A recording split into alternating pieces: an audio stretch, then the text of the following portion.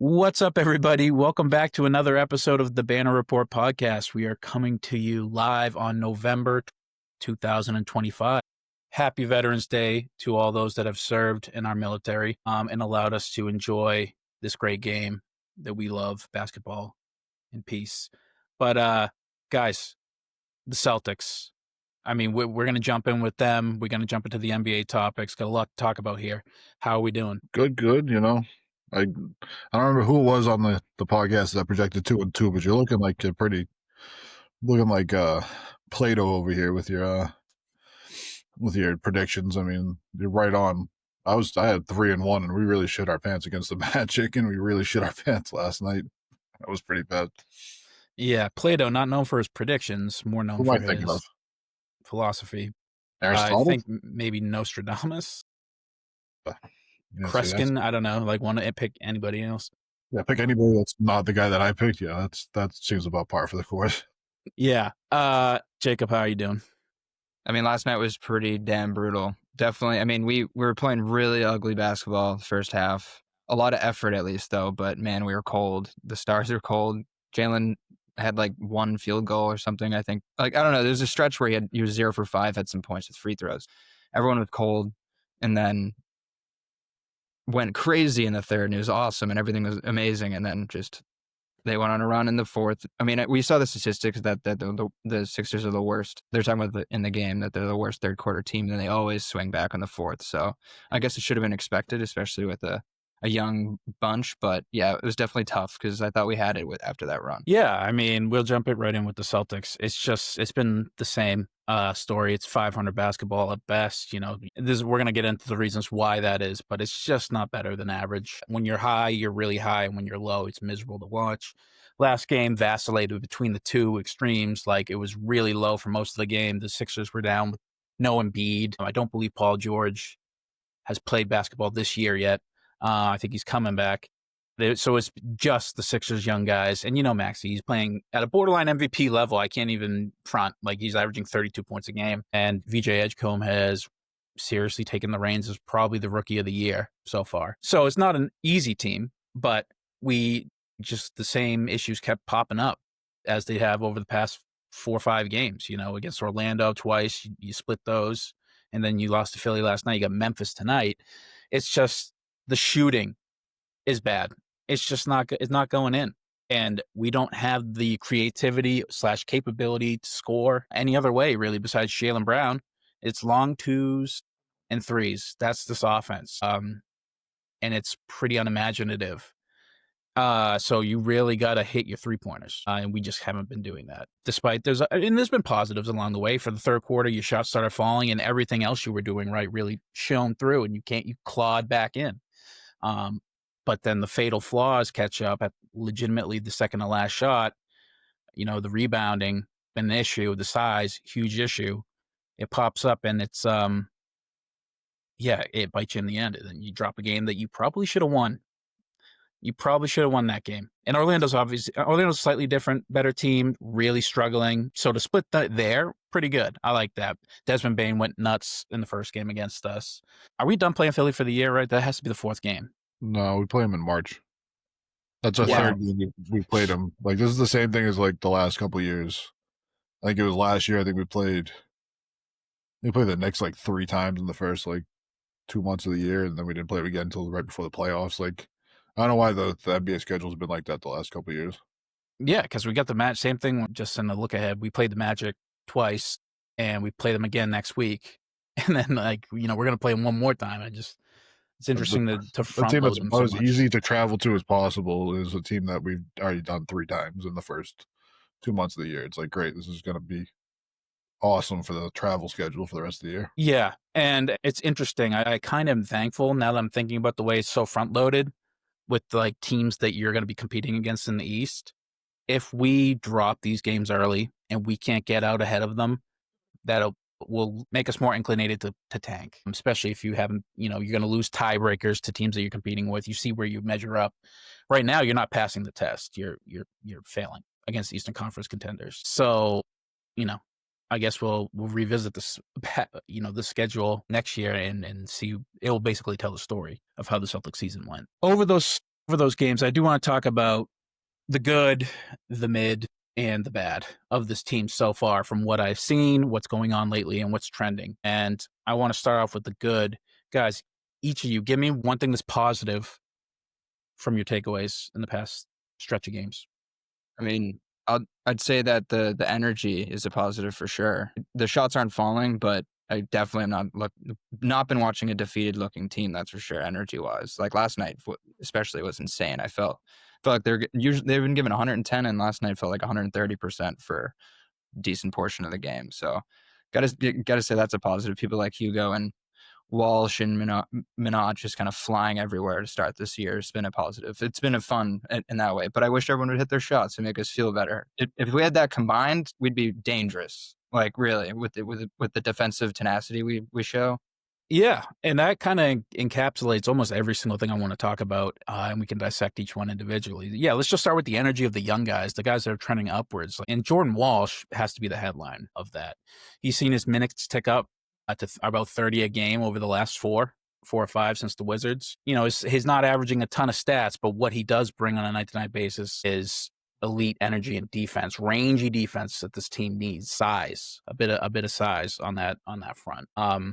Yeah, and he's just been playing well. What's Walsh's wingspan? Because it's the way he holds himself too, but he legitimately looks like the longest dude ever out there. Like I also just think it's the way he like walks, but I think he just his arms look so long.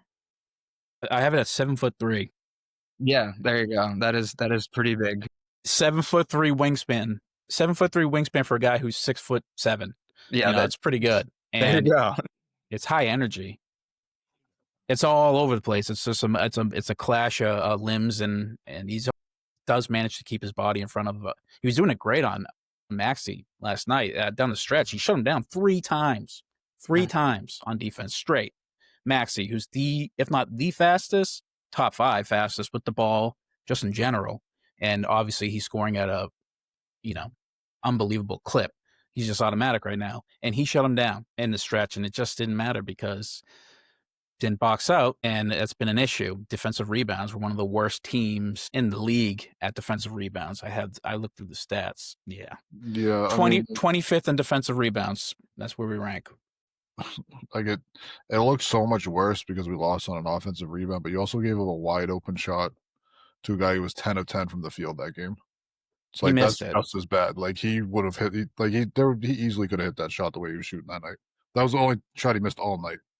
Yeah, I mean, you're talking about Justin Edwards, right? And that's his name. Yeah, it was just bad defense all around. And then you get in a rotation like that, you're going to give up offensive rebounds. Like Jalen even said after the game, he was ball watching after he made a mistake. Like yeah, Jalen blew the play. Like Jalen was really tough down the stretch. Just didn't box out Oubre. He went up to help Jordan, and he never got back to box out Oubre, who's one of the most energy guys, high impact energy guys in the league. And he was able to put it back. This is the second putback loss you've had at the buzzer. Ugly. So it is a fatal flaw, and it's more indicative of another issue, Neemias Queta. Like he's not the issue. He's so far the only solution we got, and he's doing a damn good job. It's the fact that he is not out there because we're running rotations of a lot of smaller guys. We don't have another center that we can shift his minutes. If he gets into foul trouble early, he won't be there at the end. And he's the only rim protector we got, besides maybe Derek White. And you got guys like Luka Garza whose spacing's all fucked up, and he can't get boards on defense, and he's not effective on offense. Just out there for a body. Garza's offensive rebounding has been great this year. That's one thing I'll give him. He has a workhorse down there, but offensively, like you can't really run plays for him. He's not really a threat offensively. He shoots the 3 a little bit, but not enough for teams that really need to stretch out to cover him. He shoots it at 25%. Yeah, he's not shooting well this year, but I'd like to, if he's going to be out there, you have to at least get him up. Like, take 2 or 3 a game. I don't care if you're shooting 25%. Shoot enough that the defense has to at least step out to you and give Jalen some room to operate, because right now the offense looks like, hey, Jalen, we're going to run a screen for you, and then you're going to get a switch, and then every team's like, all right, that's fine. We're just going to double and then make you pass out of it, and then we're just going to deal with whatever happens from there because nobody else is hitting a shot anyways. So this is something that I think has come down on Joe. Like his play calling has not been great this year. I don't think that he's done a good job of putting guys into winning situations. His rotations have been weird. I mean, Simons had 25 points in the first half of that Orlando game, and he took 2 shots in the whole second half. And one was a grenade that he caught at the end of a shot clock. Like, I don't get that. You have a hot hand. This guy's he was a 20-point a game scorer. You brought him here to score, and you don't run anything for him. His Joe has been Wait, well, hold on. You said Simons? Yeah. Simons is having a great week, and a pretty good year. He's playing exactly his averages from last year, a little better efficiency-wise. But like you look at like that game against the Magic, he has 25 points in the first half. He takes 2 shots in the second, and that one goes down to the wire. Like I don't. Which game are you talking about in the Magic? Because he got benched in the first one. Yeah, it was the second one. The second one in the first half, and I think it was like the second quarter. He had 21 points by himself, and he took 2 shots in the second half. So it was like the stuff like that. Like Simon's not getting any play down the stretch when Pritchard's not playing well. Like Pritchard wasn't hitting water. Pritchard hasn't. And that's another thing. Pritchard hasn't been playing well all year. And he's out there in the fourth quarter instead of Simons. Like Pritchard's he's not facilitating. He's not scoring. Yeah, the best thing he's doing is he's crashing the boards on offense. Yeah. I mean, if it's not his night, though, you got to get the other guy out there to get at least some spacing, get some shooting out there. Like Joe has been sliding under the radar because of the roster construction, but there's things that he can do that are better, too, along with the players. He has a Herculean task ahead of him for sure. Like obviously, that's going to be the, and that's why I'm not saying I don't want him to be fired. I want him to be the coach of this team for the foreseeable future. I will say, he still can't drop an end of the game play. Still can't do it. Even when Tatum was out there, he wasn't doing it. And yeah, the rotations just haven't been. I mean, they're definitely not consistent, but they're not sensical at times for sure. I will say I do like the fact that he's willing to pull somebody quick, like Simons in that Orlando game. That's Simons' first game back in Orlando this year. That's where he's from. He's from that area. So obviously you think he's going to be there for the week. You got to think he's going to show out for the hometown crowd. And he didn't, and he was kind of dogging it out there, just shooting, heat check shots, not really initiating any offense. And Missoula benched his ass for the entire second. He didn't play again. Then, obviously Stevie brought up the second game where he's hooping, and then the plays aren't there for him in the second half. He's not taking the shots. Who knows what that was for? Regardless, it's going to go under the radar because we won. But then he's balling out in Philadelphia last night, and Minot, who's been a starter in this rotation, he was dogging it out there, got 2 quick personal fouls at the end of the second quarter, and he didn't play again because Missoula benched him. Missoula was kind of tired of him. So I do like that. He's trying to manage these young guys, and it goes back to what we just said. It's a Herculean task. The talent's not there, so he's got the built-in excuse. But there is some issues starting to appear up, I think. But even with Minot last night, I would have liked to see him get 4 or 5 minutes in the second half at some point. Get Jordan Walsh some rest here. Like get Jalen a couple minutes of extra rest here. Like put him in right before a TV timeout so that he gets a little bit extra. Like, but that's the thing. Like Minot was not that much of a negative last night that like we couldn't survive 4 or 5 minutes of the second half with him to get a guy 4 or 5 minutes of rest. Yeah, I don't know, man. He's kind of having a bad week since we last spoke. Last night, the final that final possession definitely was an epitome of our last possession issues. That's for sure. That was tough. I mean, it got poked out from his hand, but like the plan itself wasn't that amazing. That's for sure. Yeah, I mean, and I think the action might have been to Nemius because he was nude in the paint when Derek White got that pass right, but Drummond, like you said, got his hand in there and knocked it away. It blew up the play, kind of. Yeah, Minot. He's averaging how many minutes per game? I have it somewhere. 21 minutes. He's averaging 21 minutes. That's like I think 3 or 4 less than what he was getting from last month. He's 9, 4, and 1, a steal on 56% from the field and 50% from 3. The 3 has looked real, and that's very valuable to this team in particular, just for spacing considerations.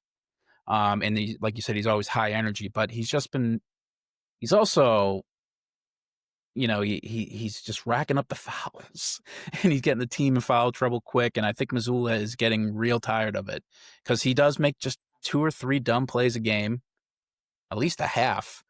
Now that I'm seeing it, where he's getting like a personal foul and he's arguing it with the ref and shit. It's just like, yeah, I'm glad that Missoula has a short leash for that. And just straight up, he's being outplayed by Jordan Walsh. Yeah, Jordan Walsh is playing unbelievable right now too. Like I can't blame Joe for playing him over Minot at this point. But also a guy like Hugo is getting a lot more burn too, and he's making winning plays. And I think that's kind of what Missoula wants to see out there. He doesn't want to see these young energy guys get stuck into like, all right, this is my role in this team. He wants you to kind of be that high energy guy doing the small things and letting the stars shine.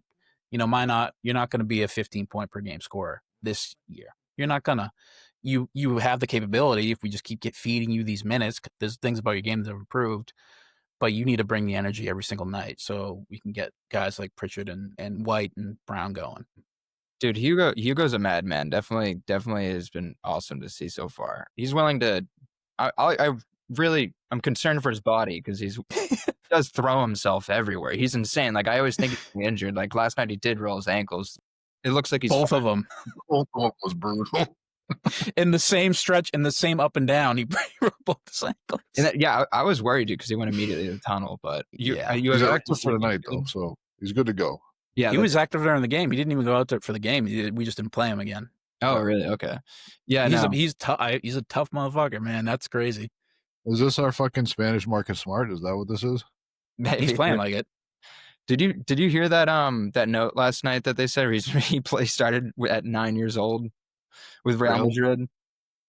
He started at 9. What was he started playing water boy? Real Madrid at 9, dude. Like he's just been in a pro system forever, like literally since grade school. I was like Luca. Luca was playing like professionally in Real Madrid at 13. He was playing with the grown men at 13. Maybe we got a steal the draft.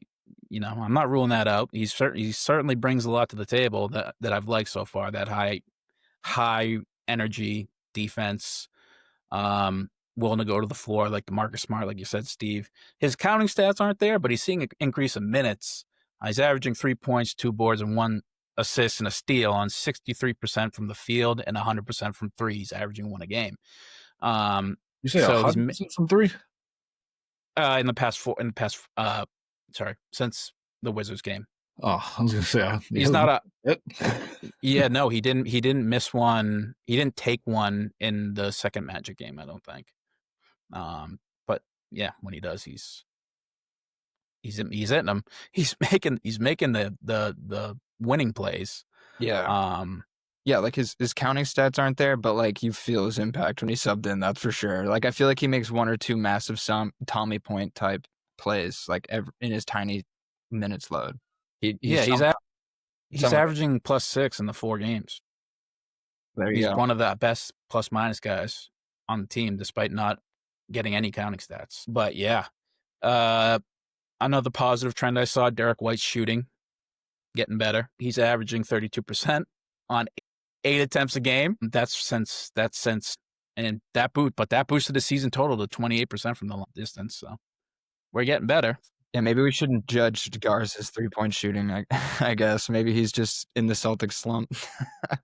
Although I don't know what he was on the Wolves, but damn, if White's at 28, 25 is not that bad, I guess. Yeah. So you're starting to see the shooters shoot and hit their shots more. Anthony Simons being the marquee one. He's the best shooter on the team so far from distance. He's averaging 41% on 7 attempts a game off the bench. Second in usage on the team, so he's running that second unit well. I'm pleased. He had a kind of a nothing start to the season, and now he's exactly what we thought he was. So if he just keeps this up, he might win 6th man of the year, and I would want him back on this team going forward. So what do you give me something on Simons? I think if he can fit in this team defensively, like throughout the year, and like show that he's a better defender, then I think that he's a lock to come back next year. I think that he fits right in with this team. I think that like a lot of the inefficiencies that we're seeing for him offensively and for the whole team, to be honest, is just not having a real playmaker on the floor. And when Tatum comes back, you have one of the best playmakers in the league back on the floor.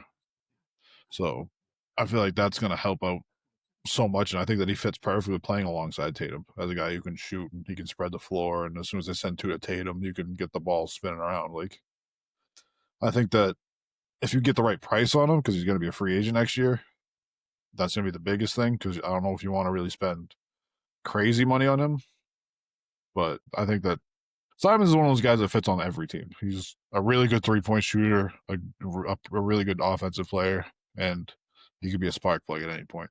So Yeah, a microwave.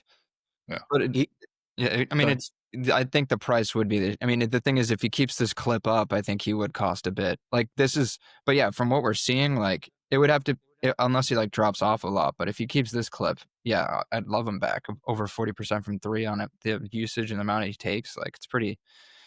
It's exactly what you'd want from a Simons type player. So yeah, definitely. But yeah, the price would be an issue. If he's close to sixth man or gets it, I don't. That'd be pretty costly, I think. It's very interesting that we're talking about this, and I hadn't thought about it, but we're in a bit of a no-win situation here with him for exactly that reason. Like, if he doesn't play like this, if he plays like this level consistently for the rest of the year, we're not going to be able to afford him on the market, and that sucks because, like you said, that's a six-man potentially walking out the door, and he would fit so well when we get an actual playmaker back, like Steve was saying. But if he doesn't, and if he has a meandering year, I probably don't want him back. So it's just for the price he's going to get. So I mean, I really hope, and I think I believe in Brad Stevens. I really hope if things go well with Simons, we bring him back. We get him. We have him here. Let's not let him leave. Let's not let him hit the open market because that's not. You're not going to be able to afford him.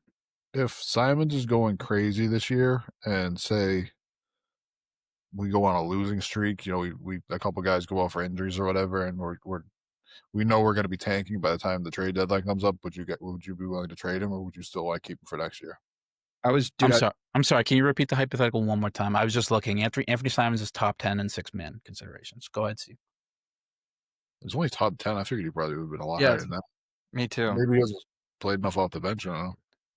I mean, he's a long shot right now, but he's in the consideration. That's all you should, So, but obviously, if he continues this way, he'll be a favorite. What was your hypothetical?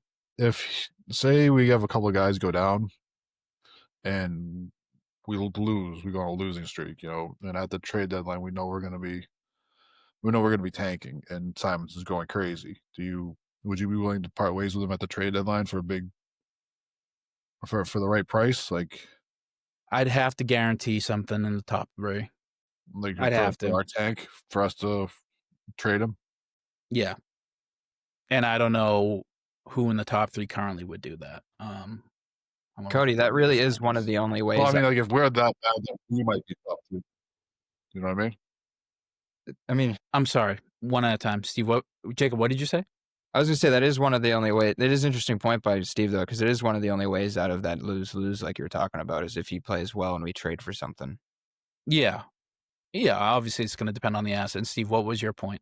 Like, I'm saying that if we're that bad that we're going to be tanking and trying to get in the top three ourselves, like, would you be willing to part ways with him, or would you want to keep him around next year along with everything else that's going on?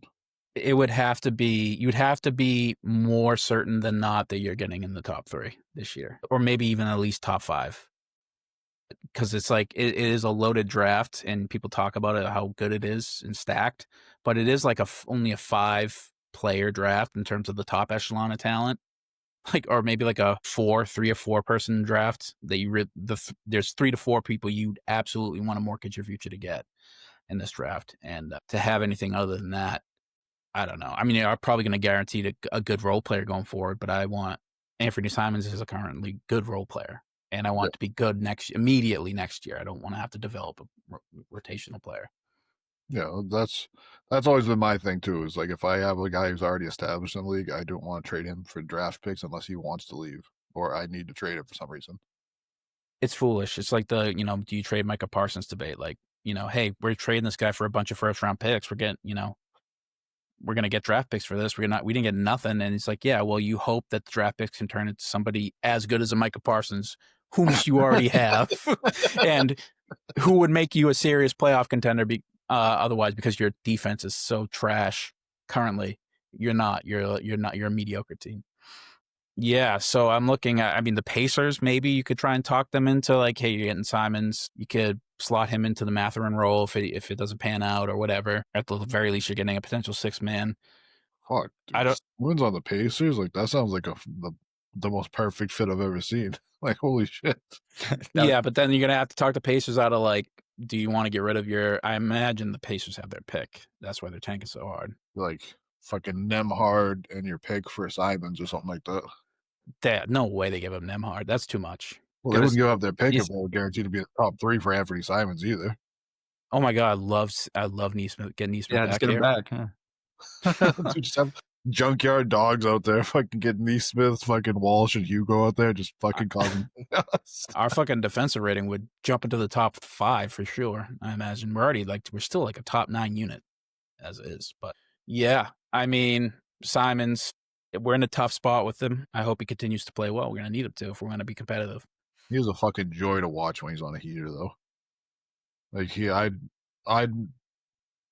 didn't watch a lot of Portland basketball last year. I'll put my hand up and I will admit that I was not tuned into the Portland Basketball Association over there.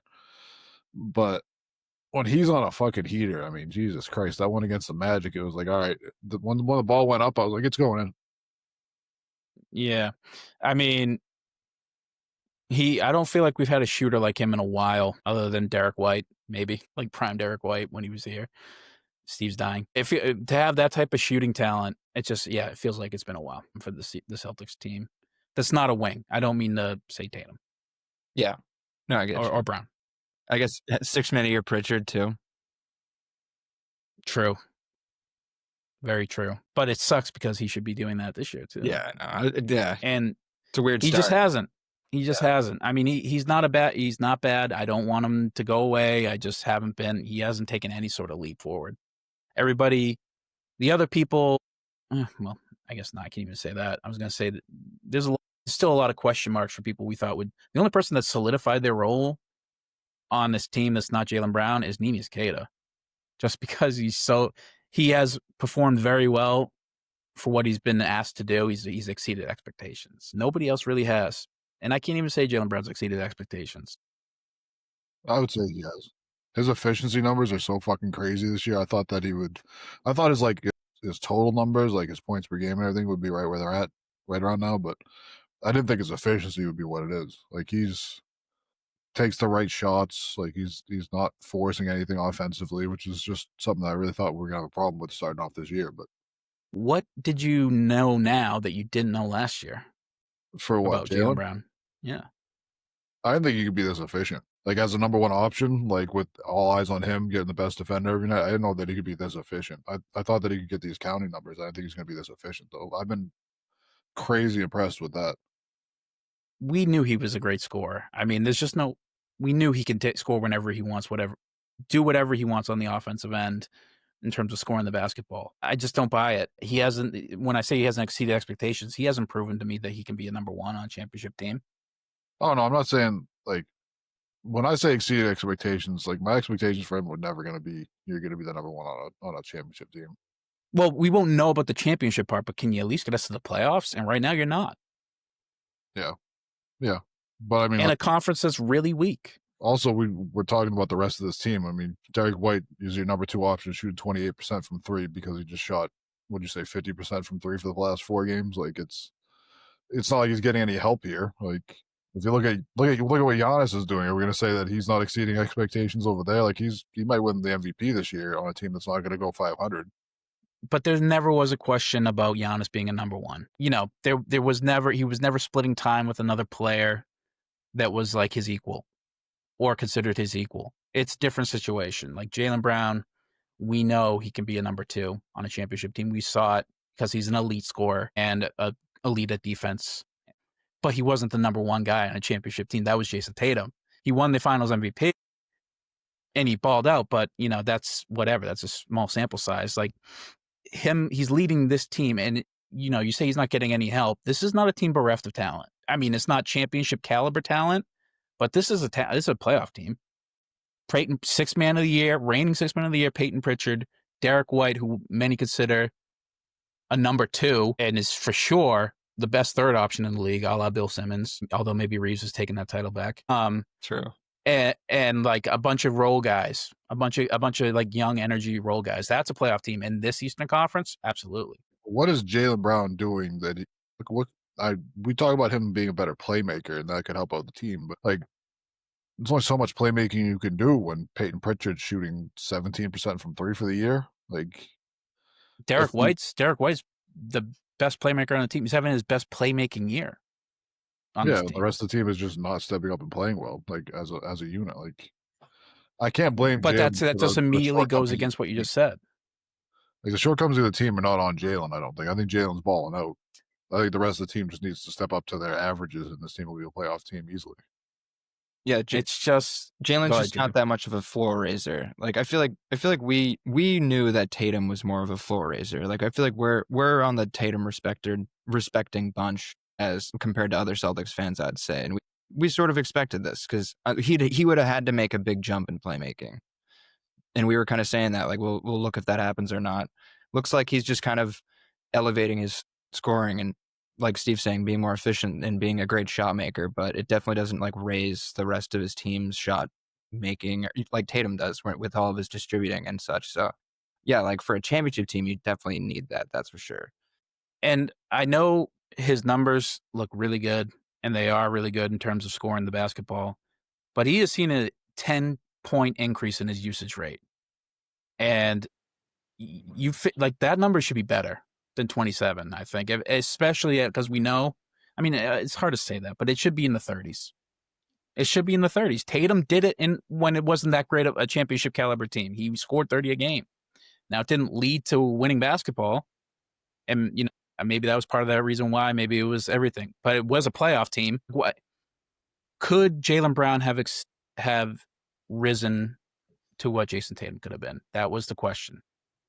No, I don't think that was absolutely not. No. But there's no reason why it shouldn't be. He's just not as good of a player as Tatum. I mean, but exactly. So that's right. That's going back to what I'm saying. Yeah, exactly. He just can't. He doesn't. He averages 4 turnovers in a game and 4 fouls in the game. He leads the team in both. He is if not the main cause, it's one of the key flaws of this team is that we can't stay out of foul trouble and we can't get open looks. Well, think about if Jaylen Brown wasn't on this team making those shots.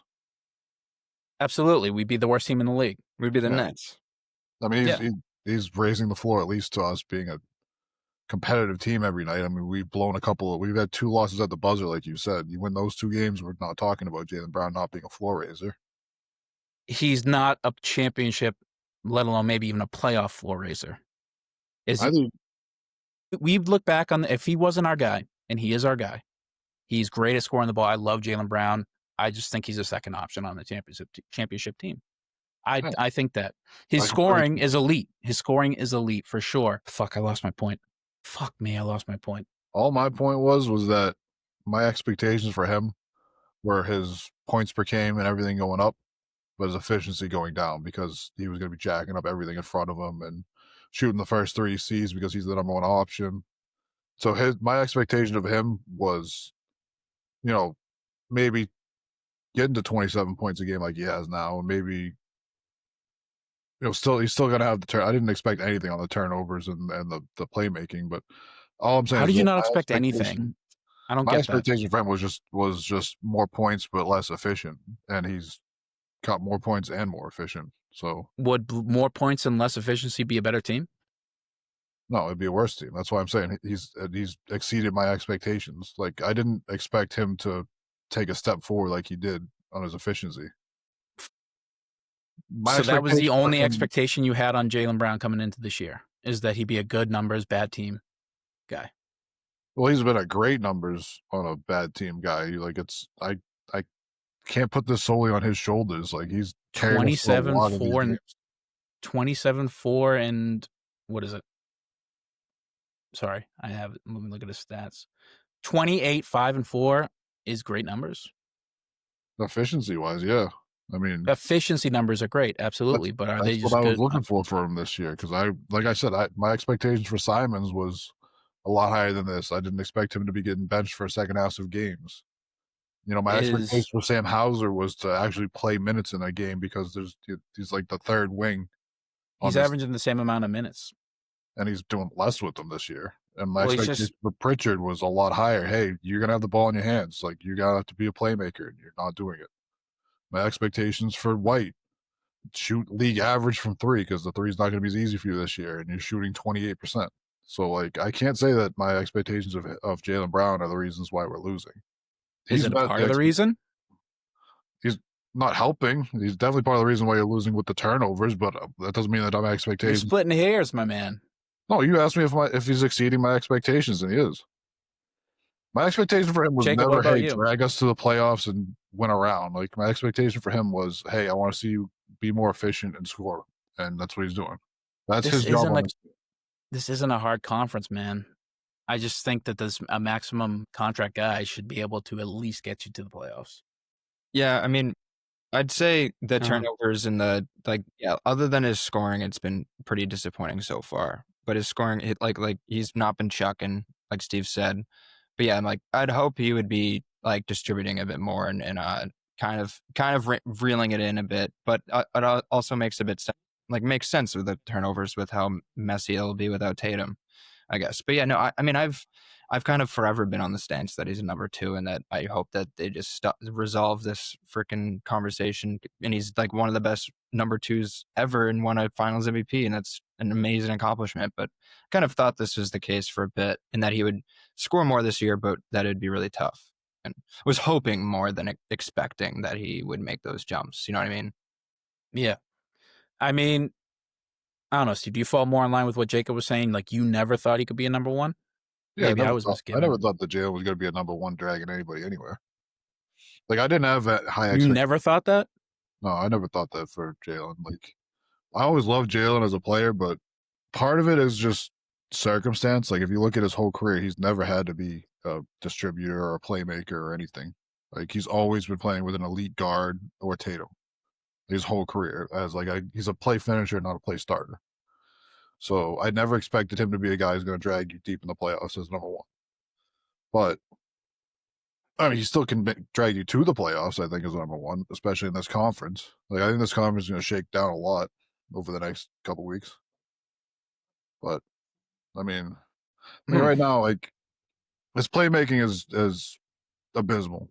Like, it's the worst on the team. It's terrible to watch. Teams are doing the same thing they do to Anthony Edwards, which is why I never thought Anthony Edwards should be in the top 10 list of anybody. Like, he can't help anybody. But, well, I mean, I don't know. It's going to be a long season of watching this, but he's going to get better, I think, which is going to be great. It's got to get better. I mean, it's straight up got to get better. If we want to be a competitive team, Jaylen Brown has to be, I mean, the scoring is elite and it's efficient, and I couldn't be happier about it. He's that has really impressed me this year, is just how good he has become at scoring the ball. It's just, I thought maybe I was in the minority. This guy wasn't getting traded for Kevin Durant, because we thought maybe he could be better than Kevin Durant. I don't know what we were thinking. We were thinking we had Kevin Durant at home because we had number 0. Well, right. But longevity. I mean, there's not been an excuse for his playmaking to not be that much. I mean, we're in his 10th year, and now he has the reins of the offense, and it's just not going well. I mean, something you always got to remember is that Jalen at his best, when he won Finals MVP, Tatum still averaged more in every stat. Like, he's kind of was the foundation of everything when we were winning. Yeah. Yep. And it's maybe it's just that, because the shooting's not there either. I mean, we're second in the league in 3-point attempts, but we're one of the worst in making them. And there's no other offense other than Jaylen Brown. Just give him the ball and hope he can make something happen, and he has made it happen. In that aspect, some nasty we're not moves so far. Like his bag has been shown this year so far. It's been fun to watch, but very frustrating, like you're saying. He must be unstoppable in a one-on-one game, because he just hits every mid-range shot, and he's just so athletic. He's just going to jump too high for you to get at it. Yeah, and he can run right through you too. I mean, I love the guy. I hate to sound like a detractor on him. He hasn't met my expectations, which I probably set too high. I don't want him to go anywhere. I think he's a perfect fit for Tatum when he comes back. It's just he hasn't shown that he can be a number one to me. There's a couple things that are shown with Tatum not being around, and like Drew and KP and all them not being here is like Jaylen Brown has 3 dunks so far this year, and we're like 10 games into the year. Like he used to have games It's last ridiculous. year where he'd have like 4 or 5 in a game. Like he's a play finisher. He's not a play starter. And he wanted to play faster. Like that was a big thing. We always heard that, oh, Tatum slows it down too much. Like we're playing just as slow as we played last year. Like our pace is just as slow.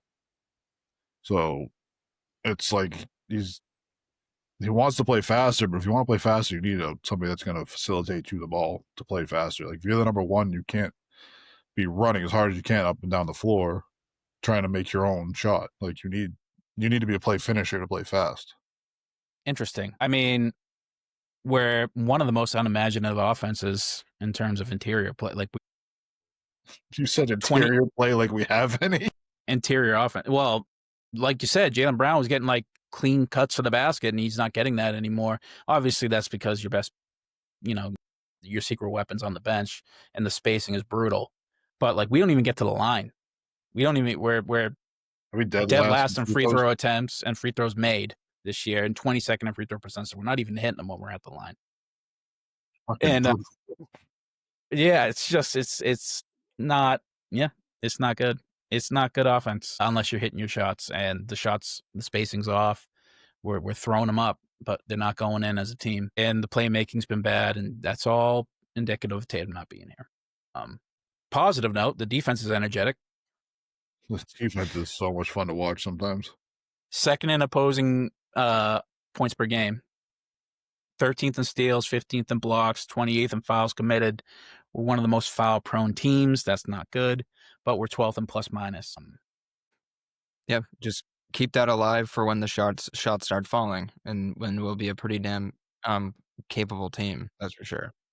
Yeah, and we can't close out on the boards on offense. On defense, we can't close out defensive possessions at all. 25th in defensive rebounds, but we're 9th in offensive rebounds. So weird how that. I mean, that has to do with probably the up and down the floor, lack of spacing in the middle. We're just hoping that everybody crash to the paint and have somebody just throw up a 3 on 1-on-1. And that's kind of how we've been scoring points. But, yeah. Anything else on the C's? Better win tonight. Yeah, better win tonight. 7.5-point favorites against the Memphis Grizzlies at home. So then we move on. We have 4 days break. We're in LA against the Clippers, and then we face Brooklyn on the 18th in Brooklyn, and then on the 21st, Brooklyn comes here. So you'd think that Clippers game is a loss, right? But the Clippers are 3-7. They're not beating anybody. They seem maybe broken. Very strange to see too. We were all very high on the Clippers before this year. Yeah, that over-under ain't hitting. That's for damn sure. No. Bradley Beal's out for the year now too. Yep, Bradley Beal just announced today out for the year, having hip surgery. He hardly played this year. Barely was here. And he's still getting paid what, like max $25 million a year, something stupid. Yeah. So I think you should win all these games. I mean, Brooklyn, that you have to win those. If you don't win those games, that is folded up. Memphis, obviously, they're a team in turmoil. Don't know what their future's going to be. So got to figure we're going to be able to take advantage of that. Los Angeles, better team than you, but off to a really rocky start. And then Brooklyn, yeah. I'm thinking 4 wins here. It's going to be strange. Brooklyn's going to be a fucking measuring stick game because they're so bad. Like, can you take care of business? Yeah. Like, I mean, we would lose this game, maybe once a season, The championship year, we might have lost both those fucking games because we just might not have given a shit. Yeah, but you're right. And you're winning so much, it doesn't matter. You're beating everybody else. So, yeah. Dude, we'll see. I mean, what do you guys think? I think this whole sweep. I think this whole stretch is a measuring stick. It's like if we struggle in this 4th stretch, like you're saying, it should be 3-1 at worst. If we struggle, we'll be really down next week and really be like, okay, tank, please. Because if we struggle and like barely win one, that's when we'll be looking into the draft. Dude, exactly. Imagine if we like barely win against the Nets. This will turn into a college basketball. God, cannot imagine it. Yeah, I mean, like I guess 3-1. I think last week and it's not looking that way. So I might just go 1-3 this week, just so that we can have some reverse karma here. Jeez. So don't even put that out there because they might do it. Yeah. So moving on, NBA storylines. I mean, Nico Harrison got fired yesterday, right in the morning. Mavs are off to a horrible start where they 1-9, Yeah, I think you had the best take on this. which was Nico was just being the fall guy, basically. Like, they should have fired him last year. But they're only firing him now because they started off so bad. Like, if they started off average, they wouldn't have fired him. They would have kept him around. It's just like a, hey, look over here. Don't look at the fucking shit show that's on the court kind of thing. Yeah. I mean, they're going to be they're going to be broken down sold for parts now, right? You got to figure Anthony Davis is done. In Dallas, Kyrie is probably not going to play this year. I mean, I have a stupid question for you guys. Like, how much can you really get for Anthony Davis and Kyrie Irving at this point in their careers? Anthony Davis is a bit chunky. You're looking like a thick boy. I mean, Dallas should start getting the fucking reputation that some of these other cities have about, like New Orleans has for getting their boys chunky. Because I mean, he looks like he's been at fucking In-N-Out a few times. I mean, listen, that barbecue is probably fucking unreal. That might be the funniest result, is if he gets too fat and like completely just makes that Luka argument just so funny. If he traded for a defensive anchor because Luka's fat and then he gets fat there, it would be incredible. But I wouldn't want that because we want AD playing a long time. But it would be for the jokes. That'd be amazing. He traded him, and yeah, like you're saying, like it's Dallas, not Luka. I mean, he's got to be going back to LA, right? How funny would that be? I mean, I think the funniest trade would be AD for Zion. Let's really test out the waters. Let's really test out all the waters on who can get fatter at which place. Zion and Cooper together, I don't like that at all. I don't like AD and Cooper together, honestly. I don't think that fits either. At least Zion would when he plays, he would run with him. AD looks like he runs like me right now. Yeah. I mean, it's just I feel like Nico he's probably done the NBA, right? I mean, look, we thought that about a lot of guys. I mean, Joe Dumars got a job with the Pelicans, traded their first round pick unprotected, and then said, that's not about this year. Like, some of these guys just find their ways back into jobs, and it's just, what the fuck are we doing? We're just recycling names. Like, oh, I know that name. Let's hire him. Like, why do I know that name? But this one is like, I don't know if there's any coming back. I don't know if there's any coming back for him. Who is going to trust you to do that? I mean, all the stories that are coming out about him too, like he wanted AD to come back on a strained calf, which is, like, we all know leads to like torn Achilles. Like, AD wanting to come back is one thing. Like, he's a player, he's like gonna want to come back, but like for your GM to also be trying to like tell your trainers to let him come back on an injury prone Anthony Davis, like that was just like him trying to save his ass. Like, hey, AD, you need to come back now so we can win some games so I can still have a fucking job. Like, putting the cart before the horse on that one. Yeah, I mean, watch Nico Harrison joins the Boston front office. I'll fucking eat my shoes. Oh no! Oh my god! It's like you guys know the KD Steph Nike story? Yeah. No, what happened? Oh, Jacob, tell him.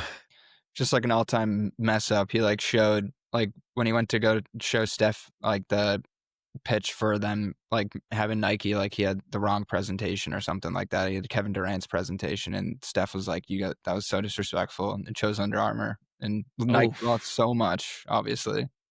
He like copy and pasted basically fucking Steph's name onto Kevin Durant's fucking pitch, and there still was like highlights of KD playing in it or something like that. No, Jesus. I mean, was he just purely incompetent, you think? I mean, that might be one of those guys that always falls upwards. I mean, he literally, I mean, he got such an out of jail free card, but management, I think they just, they've tossed him to the flames. So I kind of feel bad for him. Well, I don't feel bad for him. You just traded Luka Doncic for 36-year-old Anthony Davis. Like, why don't I feel bad for you? I know. Listen, if you think one way and you get so locked into one way of thinking, I've been there before. I get it. But like, to have such an organizational failure down the line, management does not sign off on that deal. Like, you just know. The guy who owns the Mavericks doesn't know anything about basketball. He's an investor. So whatever Nico says goes. But that's what I'm saying. On his own. But then also to No, Steve, don't lie. Don't fucking say that. You don't trade your fucking franchise cornerstone for the next decade without management signing off on the deal. well, he is management. He's the general manager. I mean, he's the head of ownership. Well, yes, I know. ownership signed off on it, but ownership doesn't know anything about basketball. So that means Nico was in the owner's ear saying, "Hey, yeah, fucking let's trade this fucking guy." But that is the organizational failure then. And nobody below him was like, could talk him out of it. That's also organizational failure. Like, it's just. Well, there's also the fact that he got what he wanted. He got the number 1 overall pick out of it, which is exactly what he wanted. He got Cooper Flag, which he wanted. And then he decided, hey, we're going to play him at point guard. We're not going to get any more guards to replace Kyrie. Like, that's on him too. Like, I got D'Angelo Russell. We'll add him. This guy, he goes the best at his job. He had a lot of good bet. Like he drafted Lively, I think. He traded for Gafford. Like he had a lot of good like moves throughout his career. But then like for you to like trade a guy who's a generational talent that we might never see a guy as good as him again for a 36-year-old AD who is injured all the time when he was young and in shape. It's like it feels like the bets that we're not talking about were the bets on AD and Kyrie to be at least who they were, let alone play basketball. And Kyrie's sense, like this team's not as bad as Kyrie if Kyrie's playing because of everything you just said, Steve. They have a guy who's 19 playing out of position at the hardest position in the sport, maybe. So, dude, he's not even 19, which is insane. I saw a stat that was like most points before turning 19. I was like, holy crap, Cooper. We cannot really judge much about Cooper right now. He's 18 years old. He's in a really tough spot. Yeah. He was just set up to fail. And that's sort of that's also back on Nico. So tough. There's just no excuse for it. It's really bad incompetence. And I think it's not just Nico's. It's up and down the line. Dude, I saw some hilarious quote drop today that really just informs what we're saying. But like he was saying that he wanted a guy like Drew Holiday, which is true. But he was saying that like he thought a guy like Drew Holiday was like as important as like Jokic and Luka because of defense. Put their skill set in a tier list, and you put him on the same tier as Jokic. I'm sorry, it's Drew and who else? Jokic. Oh wow, on the same skill set tier and importance tier. I mean, obviously it's ridiculous, right? But I mean, I can kind of get where he's thinking. Like Drew is the elder statesman. Look at what he's doing in Portland, even though he's not nearly the player he was. I mean, but the player he's talking about is Jokic, who's maybe a top 5 player all time. So yeah, I don't know. It's kind of ridiculous. He basically is thinking that defense can trump any offensive god because he's talking about like offensive gods and Luka and Jokic, like any defense. I mean, but that was also a breakdown. The reason they lost the finals was a breakdown in defense. Like we were able to pick them apart, and their best player is not a good defender, still not a good defender, even in LA. And we know while watching playoff basketball that the offense slows way down. You have to have better defensive sets because the half court offense is in effect. Like it's not just fast breaks, like which it is throughout the year. So I can get it. But I would never trade Luka Doncic for it. Like, I don't care what defense I'm playing. I will build the defense around him. Yeah. Like they did for Dirk. Yeah. Right. That team was scary defensively around Dirk, Tyson Chandler, J Kidd, and Marion. And yeah, they're in like, I think they had Deshaun Stevenson. Yeah, they were tough. Jason Terry. Dude, that was a lot. Do you remember? He might not be able to defend you, but he'll fight you after for sure. Dude, he was like legitimately outplaying LeBron a couple of those games in the finals. That was a wild finals to watch. Dirk? No, Jet. Jet had like a game or two where he was in the 20s and LeBron had like in the teens of points. It was insane. Jason Terry greater than LeBron. You got him back with people are saying. Remember that dunk? Yeah. Oh, man. Oh, yeah. Jason Terry was talking shit about it before the game. I was like, how stupid can you be? Like, I'm all for like trash talking, like, hey, let's do that like in the middle of a game when you have like the game won, maybe. Like, let's not do it before the game against like probably the best player we're ever going to see in our lives. Like, yeah, but that's just Jet though. He'll fight about it. He's just I gotta respect it. Stump. Dude, that's well. I mean, listen, you got Isaiah Stewart, who was like was willing to rip LeBron's head off his shoulders and fought 6 people to try and do it.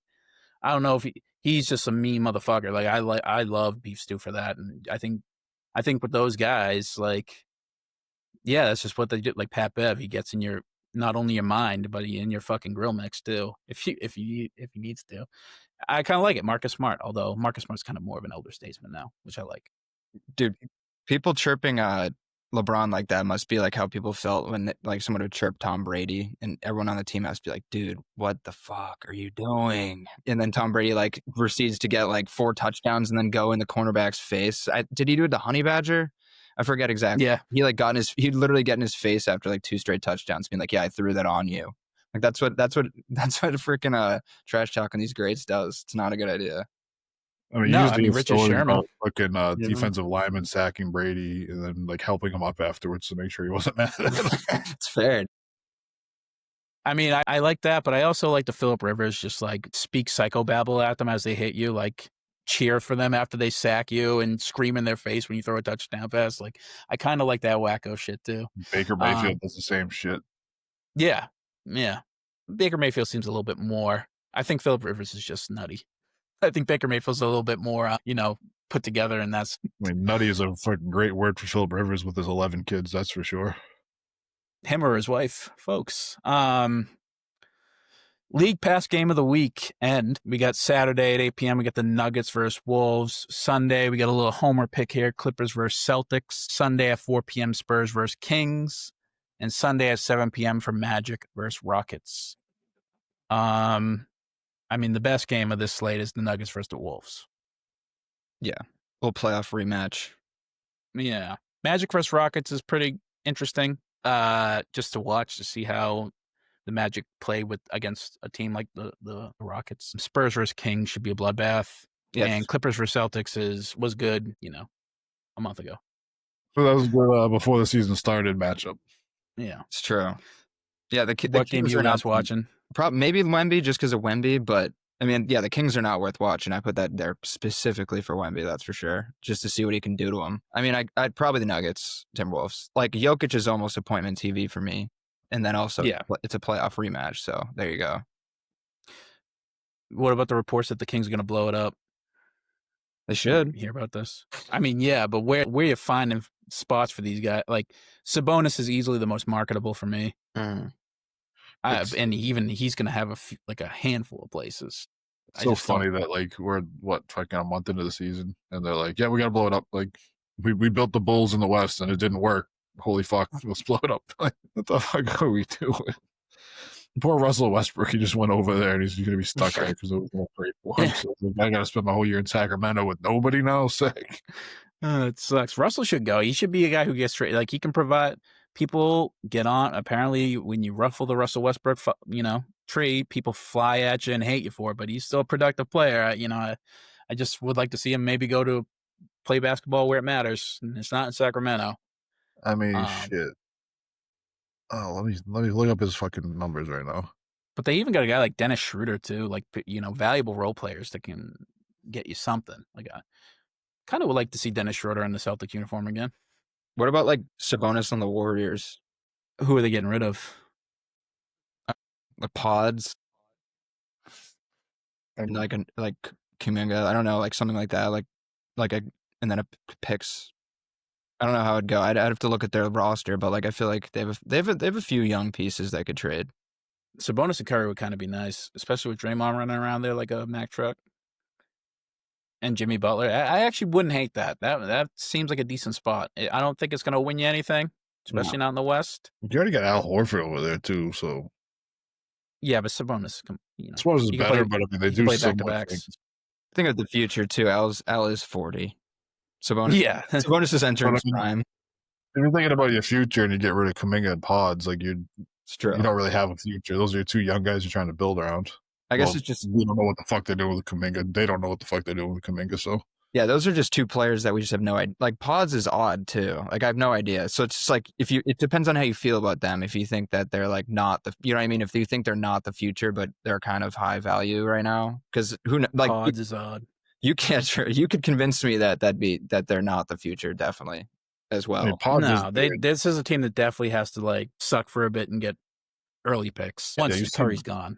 You see nights where like Warriors fans love Pods and he's great. You see other nights where it's like, why the fuck is this guy on the floor? And it's like he's such a roller coaster of a player.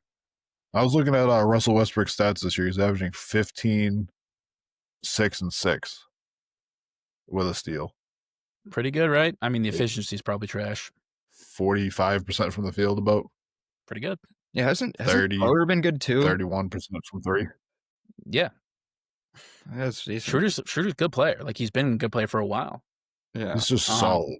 But, like, some of the shit that he does, like, he'd fit great on this team next year. Schroeder would, because this team's, like, established and they know what they are. But, like, putting him on the team with the young Jays was not good because he would, like, walk the ball up and everything went through him. And it's like, dude, like, you got two studs with you. Like, move the ball, go set a screen, flare up to the corner. Like, what the fuck are we doing here? Yeah, so sorry, Sacramento, you're bad again. I feel like they knew that before the season started. They looked at the roster and went, yep, that's the Bulls. Yeah, and the Bulls are coming back down to earth. That's Giddey's hurt, Steve's favorite player. So sorry, Steve. Yeah, he crossovered out of. Shout out DeAndre Hunter. It was insane, dude. Shout out to the sniper in the balcony, dude. He got fucking. he felt like he got shot. It was a clean one too. No, like stepping on the shoe, no push. It was a straight, just clean fucking crossover injury. And then you get guys like Hugo Gonzalez just like moving so fast for their own body that he just rolls his ankles, like just cutting, you know? His feet are moving too fast for his brain to keep up with, basically. He's just throwing his body around, which I love. Yeah. So anything else in the NBA? No, that's it. We're chatting a little bit prior about the crazy MVP race, just how that there's just how loaded it is. It's no pick at all. Let me pull it up. It's tight. It has to be one of the best MVP races in years. Hold on, where the hell is it? I mean, is this MVP season has like more MVPs and more people going for it, but like, do you think it's as good as like the Embiid versus Jokic season? Because that was two of like the best seasons I've ever seen. Solely because Embiid ducked Jokic every single time he had to play him. I don't think you got to see Jokic play Embiid that year. Yeah, that was. I mean, Embiid never plays in Denver anyways, but the duck in the second one was weak. Your regular season MVP finalists as of today's date, November 12th, early. It's Shai Gilgeous-Alexander at plus 225, Nikola Jokic at plus 260, Doncic at plus 360, Giannis at plus 550, and Wemby at plus 600. And then there's a steep drop off to Cade Cunningham at plus 3,500. Any one of those guys has a chance. Did you say Maxi's name was in there too? No, Maxi's not in there. He's top 10. He's right after Cade. Wow, they got Cade above him. I thought Max was having a way better year than Cade. The Pistons are number one. Pistons are number one in the East right now. Yeah. They're actually playing very well as a team. Jalen Duren's out tonight, but they're playing very well. Well-rounded unit. Who's your pick for MVP so far, and who do you think is going to win at the end of the year? I got Jokic for both. I mean, the guy's averaging almost a point a minute with 12 boards and 12 assists right now. Yeah. I mean, we have a short sample size, and he just had like the best week of all time, basically. So I'd go the same way. That basically, I think it was since Wilt or better than Wilt, basically, for like the week he had of the 30-point triple-double with over 80% for the whole week. He's basically, his points per game have dropped like 2, but he's way better in every other metric, and it's just because he's not taking as many shots, but he's like better efficiency-wise. So, and they're humming like. So like he's right up there with the team. Like maybe if they weren't as high, I'd give it to someone like Shai, or that's like 10-1. But I mean, like the Nuggets have 2 losses. It's not really that much of a difference. So I'll give it to Jokic. But like you're saying, it could literally go anyway. I mean, I think it's Luka Doncic, and it's not particularly close. I mean, he's 37, 9, and 9. I mean, that would be one of the best MVP years we've ever had. If he wins it, obviously he's got to continue for the year. And I think you really have to have your team in the top 2, like in the conference that you're in, I think. So maybe that will hold him back from getting it, but he hasn't had LeBron yet. So you should, maybe expect an uptick in wins for the Lakers. Where are they right now in the standings? They're top 5, I believe. Yeah, they're in 4th place, and they're, it's the Thunder with a bullet at 11-1. And so answer's probably going to be Shai, just if he continues just doing what he's doing, which is so stupid. But 11-1 is kind of hard to argue. And then you got the Spurs, Nuggets, and Lakers all at 8-2, and the Lakers are at 8-3. Who knows? Well, you don't even have to be top 2, I think, to even win the MVP. I mean, look at Westbrook when he averaged a triple-double. He was, I think they were 5th in the West that year. Like, I do think it's time to give it to somebody different. I mean, SGA was different last year, but no, I don't agree with that. If the guy's the best in the fucking league, I don't care about fucking voter fatigue. Keep giving him the award. Luka Doncic has to should win have an about MVP. fucking 9 of these fucking things. Like, I don't know why we're playing around like he's not the best player in the league every year. For like, Luka Doncic should have an MVP in his career, and this is the year for him to get it. I mean, look, if he keeps doing what he's doing, I'm not going to argue with you. The guy averages 37 a game with 9 and 9. Like, I'm right there with you, but I think that. But you don't think that would sway votes? If he was 37, 9 and 9 on a 7 seed, you think that he wouldn't win the MVP? No, I mean, listen, he would have to. He would get my vote, but you just don't like. They're going to give it to somebody again over Luka Doncic, who is probably never going to win one other than this year because Wemby's here. Well, like we also got to look at like, hey, what's he going to average at the end of the year this year? Like if because I can see Jokic averaging these numbers for an entire year. Right now he's averaging 26, 13, 11. Like but Luka can average these numbers too for a year. And if he does, and they're a better team than the Nuggets, then yeah, I'll give it to him. But so they have to beat the Nuggets for you to say if they have this. Everything else considered, if they have all the same stats, like yeah, basically the same, and they're a better team, then yeah. Interesting. I mean, I would. So by that logic, shouldn't Shea win? Well, his numbers aren't going to be as good as Jokic's this year. Oh, well, okay, fair. And then you go Giannis. Yeah, we're just forgetting about the Greek freak over here who's probably going to average like 33 again this year and like 10 and 7 or something. And then you got Wemby, who's probably going to drop out of this, right, for the whole year. But like he could probably he has a decent. Everybody has a decent narrative chance. Like, and I'm just flagging it now. I kind of like Luka Doncic catching the odds he's catching in 3rd place right now. Just love it. Jokic and Shea. It's hard to argue. It's hard to argue anybody over any. They're all great players, guys. Yeah, dude. Who'd have thought? That's what Giannis is averaging like 33, 12, and 6 on 60-something% from field goal and 50% from 3. He's taking the right. Who let him get a jump shot? I mean, he's only taking like 2 a game, but regardless, like just knowing that he can hit them now is like enough. I mean, shit. Looking at Victor's numbers, he's averaging 25, almost 26 a game, 4 blocks, like a steal, 3.5 assists, 13 rebounds. Dude, the Spurs are fucking winning too. The assists aren't there, but the defense numbers might round that up for him. His defensive ability is. I don't give a fuck if you pass the ball. If you get 4 blocks and a steal a game, like that's dude. I think a block into a fast break should count as like a half assist. Oh yeah. And then how many he does that? He probably does that like 4 times a game, probably all 4 blocks. He's probably got the Bill Russell thing going where he keeps it in bounds and just knocks it to his closest player. Yeah, he can because he just like he blocks it down so much. It's just he's amazing to watch. It's so funny. He blocks it straight down when someone shoots it a lot. It might all be moot. This guy might just win MVP for now for the next fucking 10 years. None of these guys. He might be the guy who's hoisting the trophy in the playoffs when they're there. Just a great. Honestly, it hasn't been this wide open, I don't think, and at least this fun to talk about because with the Jokic and Embiid stuff, it was a good year, but it was, it's a bit. The dialogue got a bit dumb around it with Perk and all those guys. It just gets a little bit much, and it kind of got not fun when they didn't play each other. And it's only a 2-man race. This one is a 5-man race, and it's a good spot to be. I mean, the glaring thing is that there's no American. I mean, do we want to talk about the All-Star?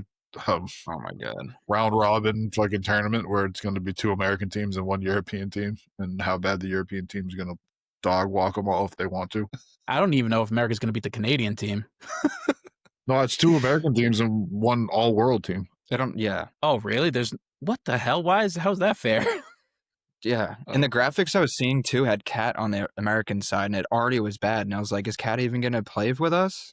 Because he didn't play. He was Dominican Republic in the Olympics. Yeah. So we might not have like any like actual size because he was literally our only like center option.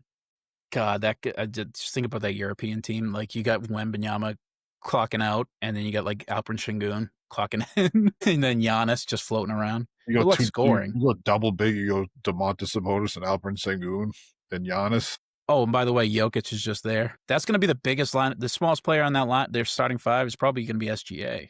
No, Wemby would be a small forward. 100%. Yeah, so the starting five for the foreign world team is what? Luka, Shea, SGA, Wemby, Giannis, Jokic, and Jokic. Yeah, the best team ever. Literally, I cannot think like the scariest team of all time. All that to be just one Jason Tatum. Shame. We got three MVPs and one guy who and two guys that we assume will probably get one before they retire. I mean, the MVP is coming out of that team. Yeah, for sure. Yeah, literally, yeah. It's the five we're talking about. Just put them in positional order. That is ridiculous. That's gonna. I mean, yeah. Why even bother? I'm not gonna waste my time just to watch like Trae Young try and score on that team. Jalen Brunson, go get him, big guy. Jaylen Brown just trying to dribble through those trees with I mean, we'd still get mopped, but what a bad year not to have Halliburton and Tatum. That's for sure. No, I know that our only hope. Like, Jesus. That team was tough. Yeah. MVP is going to be a fun discussion topic the whole year. Who's going to see how that race shapes up as we go along? Yeah, I mean, Patriots continue to roll. Fantasy teams. I'm the only one that's probably going to make the playoffs in our football league. Yeah, I'm positive. I mean, I just lost the big plunk this last week. Battle of the Titans. I don't think either of us broke 90 points for the entire fucking week. That was pretty sweet. I won a squeaker because fucking Jalen Hurts put up like 5 points. I won a squeaker, but it's survive in advance for me, dude. That's for Jacob too. You got to survive in advance like every week. Yeah, I'm just trying to beat you this week, Cody. That's all I want. I just want to beat you. I might start offering people actual money to fucking get players off their team to beat you. No. That's illegal. That's illegal. You play by the rules. Hey, look, there's some people in our fucking group chat. They'll take some money. I know they will. Yeah, of course. I'm one of them. I'm the commish. You got to pay me off too. The guy, I played Taylor and he had 186. So regardless of what my team was doing that week, I was losing. Yeah, the 186 points of fantasy is fucking crazy. I hate to say it, but he's going to win the whole thing. His team's just so stupid. Jonathan Taylor and no, Jacob has Jonathan Taylor. I have Taylor. Yeah, no. The thing is, I usually get in like the decent 100 to 20 to 40 range, but I had some buys, so it was honestly a good week to just get smacked in a way that I probably never would have won. You have Puka coming back too. Yeah. So that's huge, and Stafford's going to win the MVP probably, or he's probably the favorite to win it. Actually, no, that's not true. Drake May's the favorite to win the MVP. Stafford's like in top 3 though. So, yeah. Fantasy basketball. How you guys doing with that? I'm 2-0. Me too. I am 2-0 as well, I believe. Nice. I expect that this contingency here to be competitive in that league. Yeah. I got one this week. Nolan, I'm gonna beat that ass. I've had a tough start, that's for sure. I had Trey go down, but I've been able to finagle my way around. I was able to like pick up some people I was able to get some people on the free agency that shouldn't have been on there, that's for sure. Like because of waivers. Like obviously I have some that are going in and out, but I got Drew. I don't know who. I was like, I'm giving Drew. I got Darius Garland off the free agency. I can't believe I got him. I released Jared Allen because of his finger allergy and got injury and got. He does, dude. That's allergic to fucking fingers. That's hilarious because he actually does though. That's just a lingering issue. Yeah, he does the finger mustache, and he has that's like the lingering thing that he couldn't play in the playoffs the other year, and all the fans were mad because they thought he was being a baby about it. But I've been able to drop people and pick people up, and I'm like, okay, well, geez, that doesn't make sense. I'm taking advantage of some sleeping people in the league, that's for sure. I think I got Westbrook, Monk, and fucking Khalil Ware off of fucking waivers. Wow. I think I'm pretty good. I'm not even gonna drop or fucking pick up anybody. I don't think. I think my team's pretty much set as it is. It's gonna be tough. You don't want to be too locked in because you got to start. If you want to win week to week lineups, you got to cycle people in and out depending on how many games they have in that week. Yeah, you need the points. I might swing through like Wendell Carter Jr. and fucking I think the Magic Derek want to swing Lively. away from him too. One thing I've liked is I forgot I got Franz off the market, the free agency market. That's yeah, crazy. my brother didn't know. He doesn't know what he's doing. Even though I think he's competitive. So now I have Paolo and him. Drop some of his core guys. Having him and Paolo is kind of fun because they both get like 30 a game, and it's like either one of them's going to pop off. It kind of feels like having like two wide receivers that one of them's going to pop off.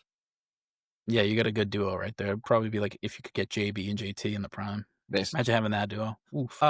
Moving on, Steve, your movie, Blue Chips, 1994, starring Nick Nolte, Shaquille O'Neal, Anthony/Penny Hardaway, Ricky Rowe, Matt Nover.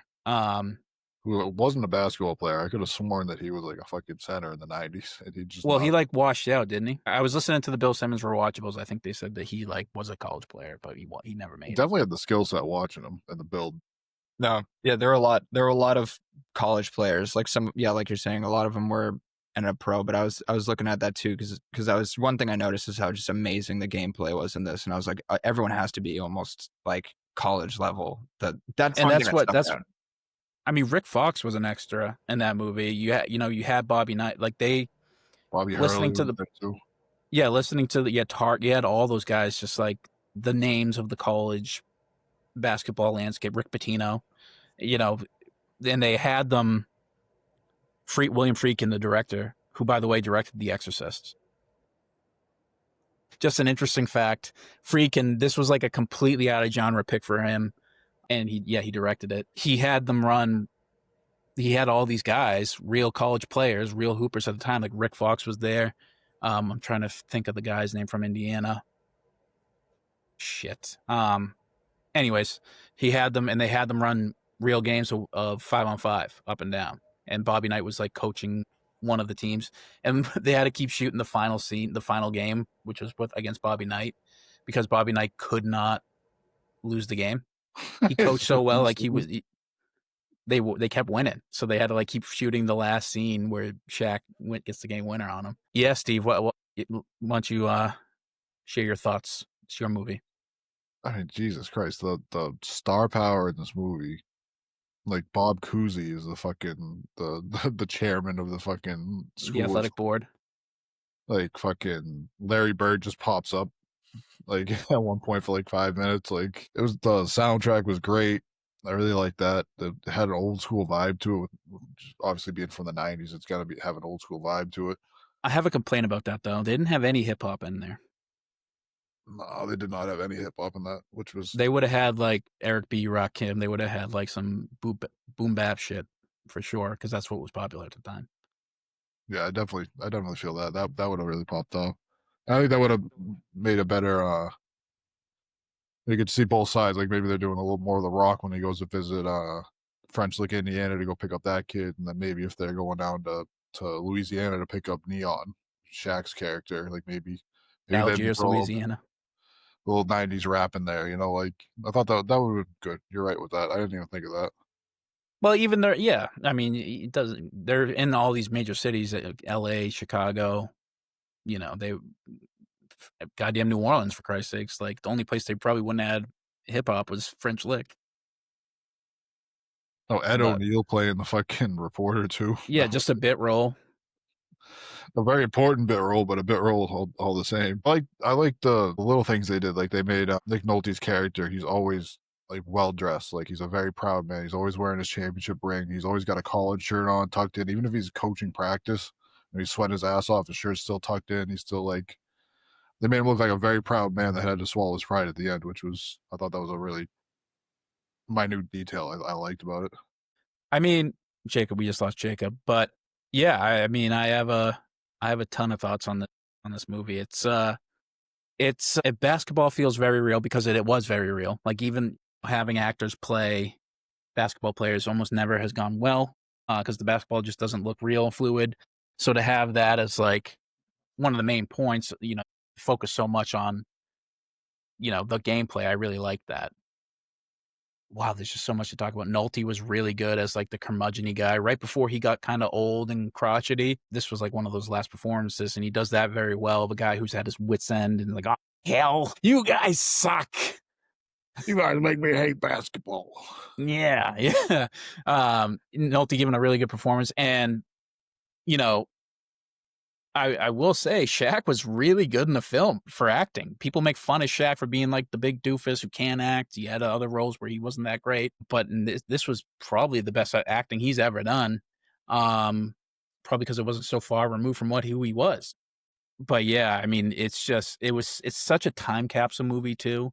What we weren't around for this era of basketball. Came out before we were born. It covers the era before we were born. Jacob, welcome back. But it's such a seminal era in sports. It really is kind of nice to view into that time capsule of how dominating college basketball was at the time. I know all those names that we talked about, and this was sort of the burgeoning of what college basketball has become on this main sport in the country. We know these players when they're in high school now. So yeah, it's very funny now to look at it in a post NIL collegiate sports landscape and look back at how demonized it was at the time. It's the moral crux of the film is paying athletes and how wrong it was. Where it's funny to watch it now and look at the main character is actually the villain. Like the main character, the coach Bell, is because he doesn't want to pay these amateur athletes because of some sort of moral, whatever turpitude that comes with paying them, despite the fact that everybody's doing it. He was the last standout, and he does it, and he feels bad, and he actually loses in the end. It's one of the rare sports movies that does not have a good ending. He He loses. doesn't win a championship at the end. He doesn't get the girl. Like he wins the game and then he just throws it all away because of his pride. And he said he cheated. I think Yeah. that his morality was more linked to the cheating than the paying the players. Because if you remember when the booster met him outside the bar and they got in the fight or whatever, and the booster's like, "Well, look, you got a multi-million-dollar deal. Like you got a TV show. Why aren't you paying the kids?" And you can see that like in his head that like made sense. So I think Yep. his morality wasn't linked to paying the kids more than it was the cheating that it was. Yeah, but it's the fundamental premise of Yeah. like paying is wrong. Obviously, we understand that now. Back in the day, it was wrong to do it for whatever amateur athletes. It was always wrong to not pay them because, and he even says it, Steve, at the end of his press conference, like, what? He's like, yeah, I gave him a white Mercedes. Are you kidding me? That's an underpay. Like what he did tonight alone, like that, that we got lucky. That's a great deal for us when he basically We confesses did to the one of the brime. best samples of Action Bronson's career when he says, "Get your mind out of the gutter, head." It wasn't. Oh, what do you say? A Lexus. It was a fully loaded Lexus. Yeah. Imagine what he would Right. have done for a Ferrari. He might have had 50 points tonight.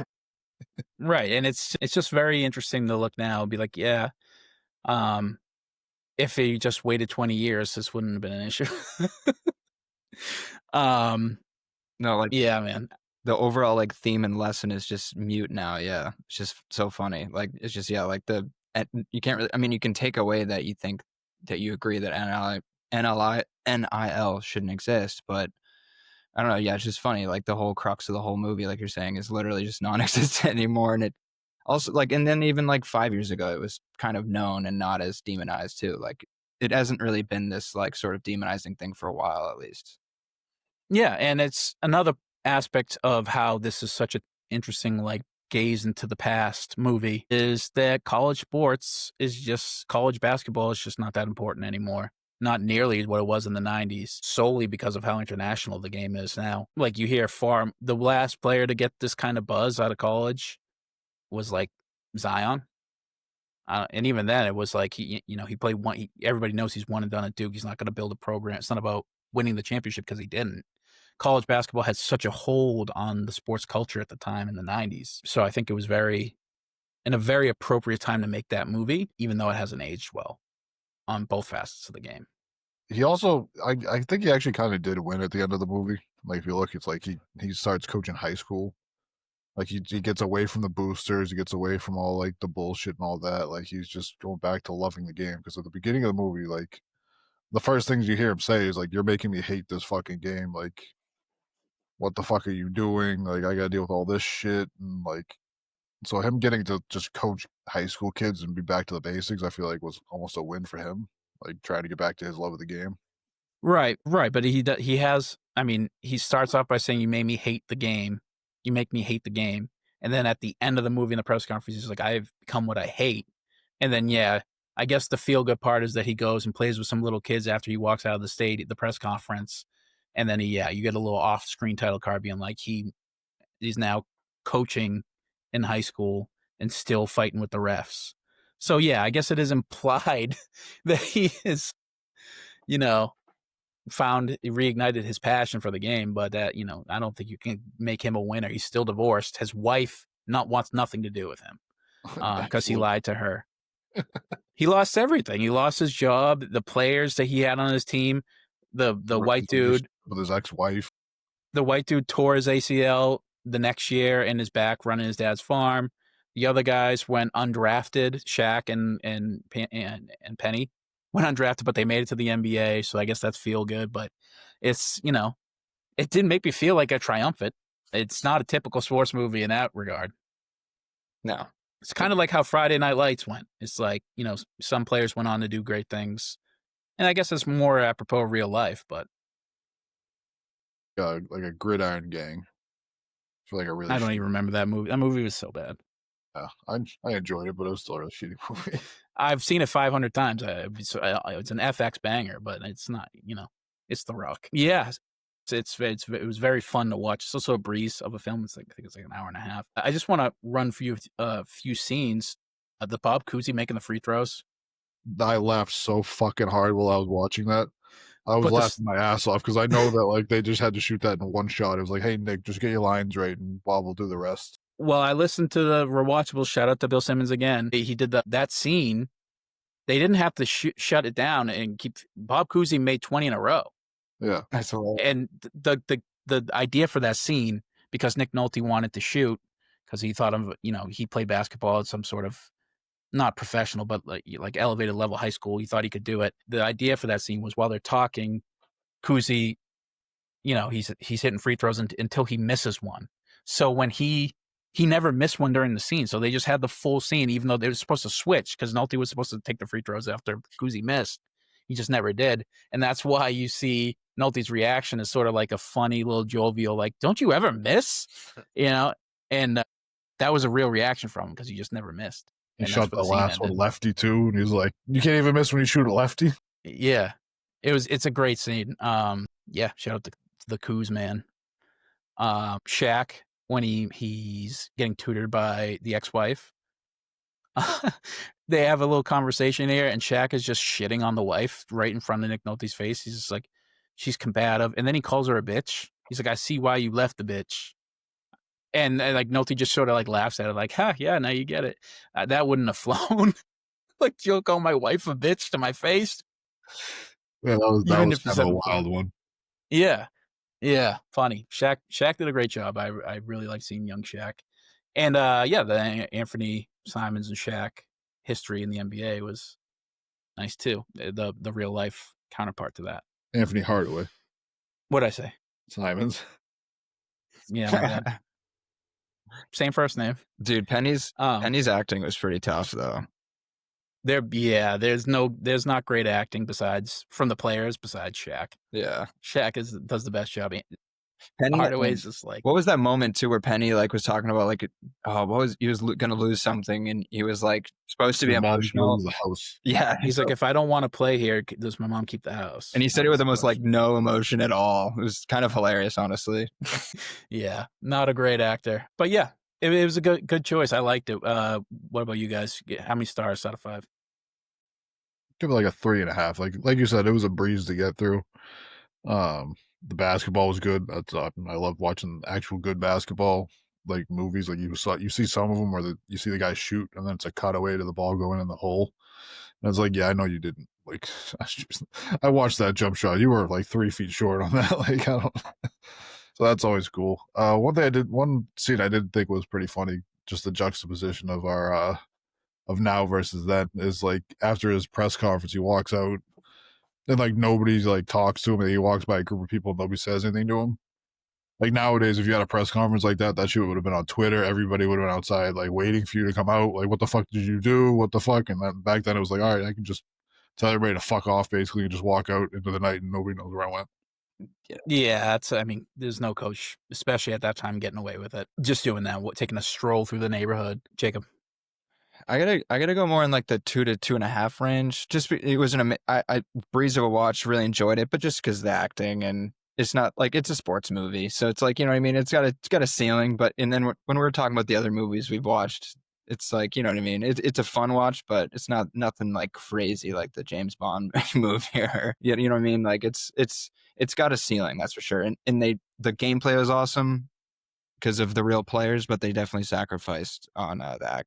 Yeah, I'm right in line with what Jacob's saying. I get it at 2.5 out of 5 stars. Not really a story to this one. I mean, not a ton, not a huge like story. There's a bunch of foisted on plots, like the player who was gambling, not really well thought out. Like the booster is the one who paid him off. Doesn't make a ton of sense to throw the game. There wasn't any like delivery on an emotional storyline. It's just a feel bad film. I feel like Friedkin didn't really have like a great idea where he wanted the story to go. The sound on the gameplay stuff was awful. Really like a high pitched drone. I know they were filming live games, and I'm assuming it's due to the constraints of the time and the budget. But it was just really bad sound on the gameplay. And it was distracting. Did you notice like the one thing that always cracks me up? It's not like they're not the only ones who do it, but like with the layups with the net sound is so funny. They'd do a layup and they would have like a loud swish sound. I didn't notice that. Kill me. I'd be like, that's so funny. I mean, I'm not going to deduct points. Like I said, I think like every basketball movie does that, but I just think that's always funny to watch. I always watch for that because they always do that. They make the net sound like they swished a 35-footer every time. Yeah. Yeah, so 2.5 out of 5 stars. It's a great time capsule film. It's a breeze. It's fun to watch. It's a fun movie, despite it being kind of dark and morally complex. And its resolution. But yeah, it was directed by William Friedkin, who, like I said, directed The French Connection, To Live and Die in L.A., The Exorcist, and Cruising. A historical director for sure. But the thing I wanted to talk about. So, Steve, I didn't ask your opinion. You said 3? I said 3.5. I mean, Okay, that 3.5. was a really fucking easy grader. I mean, the basketball was great. Like, I liked that it was real. I liked that it was real, despite Nick Nolte being the lead. This movie, Blue Chips, was directed by Friedkin. It was written by Ron Shelton, who is a famous director / writer. He writes a lot of sports movies. He wrote and directed Bull Durham and Tin Cup. I love He wrote those. So, like, he wrote these sports stories in the 90s. And for my choice for a movie, continuing the theme of basketball films, I'm going to pick White Men Can't Jump, also written by Shelton. Nice. Classic. So a little bit different of a film. This is more Pickup Hoop, starring Woody Harrelson and Wesley Snipes. Oh, so you're not talking about 2. I'm not talking about the remake. No thanks. Want no part of it. I'll probably watch that at some point. I've never seen it. I'll catch it too. Yeah. Jack Harlow makes me laugh. I don't care what anybody says. I think that guy's fucking hilarious. I know, but swapping him out for Woody Harrelson, I love Woody Harrelson. Oh, they swapped out some other guy for fucking Wesley Snipes. It's not the same movie. It's the same. No, it is the same movie. That's wrong. It's not supposed to be like a 1-to-1 remake of the whole movie, but same idea. Yeah. So that's my choice. White Men Can't Jump. Nice. Great choice. I like it. All right, fellas. Anything before we go? No. What do you got for a prediction for tonight? I got the Celtics to win handily. Hell yeah. And that's what they're doing halfway through the first, up 28-15. So we're going to end it here. We're going to catch the rest of the C's game. Thank you for watching. Like and subscribe. Go C's. Love you guys. Feel better, Jason.